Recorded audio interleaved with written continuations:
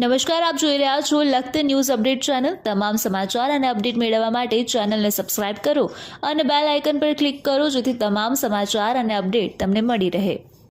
આઈપીએલની મેચ ચાલી રહી છે ત્યારે ઓનલાઈન સટ્ટો રમાડવામાં આવતો હોય છે અને ઓનલાઈન સટ્ટો રમાડનારા લોકો નાના લોકોના જીવન બરબાદ કરી નાખતા હોય છે અને આવા જે સટ્ટો રમતા હોય એવા લોકો વ્યાજે રૂપિયા લઈ અને સટ્ટો રમતા હોય છે, પછી પોતાના સહિત પોતાના કુટુંબનું પણ જીવન બરબાદ કરી નાખતા હોય છે। ત્યારે વડોદરા શહેરના માંજલપુર સોના ટેકરી ઉછળની દુકાન સામે આવેલી ચારની લારીના બાકડા ઉપર બેસી અને એક વ્યક્તિ મોબાઈલ ફોનમાં આઈપીએલ ક્રિકેટ મેચ ઉપર વેબસાઇટ ઉપર ક્રિકેટ સટ્ટો રમાડતો હોવાની અને રમતો હોવાની બાતમી વડોદરા એસઓજીને મળી હતી।